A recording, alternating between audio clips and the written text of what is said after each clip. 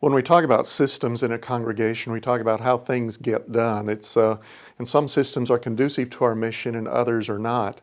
And so what's your system in your congregation by which an idea moves from an inspiration to actual fruitful ministry? What's the process of permission, seeking, and approval that makes that possible? Imagine in a congregation a young woman who sees on television the destruction wrought by a tornado or a hurricane, and she has this sense of calling that our congregation needs to do something. We have the gifts and the ability and the capacity to make a difference here. So she goes to her pastor and says, I feel like we ought to do something. I've got some experience that would be helpful, and I've talked to some friends. And the pastor says, well, that sounds like the work of the mission committee. And they meet once each quarter, and they just met last night. So meet them at their next meeting 3 months from now.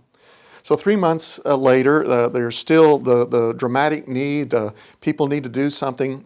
The woman still has this sense of conviction. She goes to the mission committee. And what does the mission committee say? She talks with enthusiasm about we can send a work team, we can sleep on the floors, basements of congregations there, we can work on rooftops. And the mission committee, they may be looking at this and thinking, that's not at all what I had in mind in mission. This seems way too big for us. And so they say, I'm sorry, you need to take that up with the mission council. And they meet once each quarter, and they just met last night. And so 6 months go by, and well, you see where this is going. Sometimes our systems are not conducive to our mission. They restrain. There's a kind of organizational stuckness. There's a log jam that has people going and trying to receive permission from people who are not particularly interested in their project and don't feel the same calling that they do. This is not just true for congregations, it's true for conferences. I remember one conference leader who was full of good ideas about what we ought to do as a conference. And she said when she stood on the floor of annual conference and looked across all those faces she says, sometimes I see 1,000 points of no. Sometimes our systems restrain. Now let's contrast this congregational example with a different approach.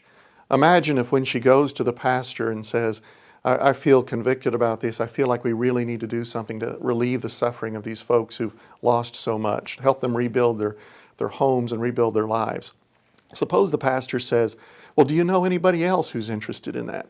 And she says, yes, I've already talked to a few friends.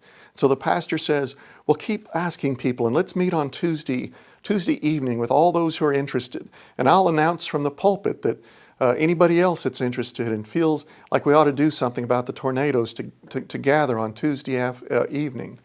And so on Tuesday evening, the pastor meets with a group of 8 or 10 people, and the woman who first had the idea, she's done her homework and she knows how much it's going to cost and what's involved and the training that has to go on.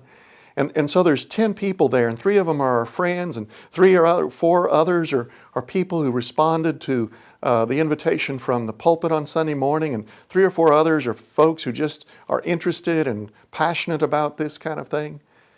Now, imagine what it's like in that room. The eagerness, the energy, the enthusiasm. These folks are going to talk each other into bolder and bolder action. Suppose they need $2,000 to do this project. Is it easier to raise $2,000 in a room with 10 people who are committed to this? Or is it easier to get a $2,000 adjustment in the church budget? Those 10 people, they'll start thinking about, our Sunday school class can give $200. I know so-and-so, they're interested in this. Maybe they'll help. And suddenly, there's just an enthusiasm for it. And so they make the plan. Eventually, they take it to the church council and they say, this is what it's going to cost, but we've got the money pledged. That's going to take, we're going to send 10 people. We've already got 12 people interested, and we need your prayers and we need your blessing. What's the church council going to do?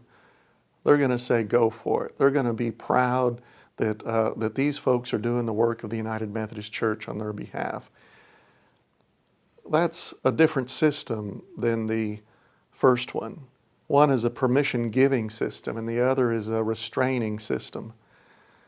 My friends, we got to look at our systems within our congregations and conferences and even at the general church and ask ourselves, is our system conducive to our mission, or is our system restraining our mission?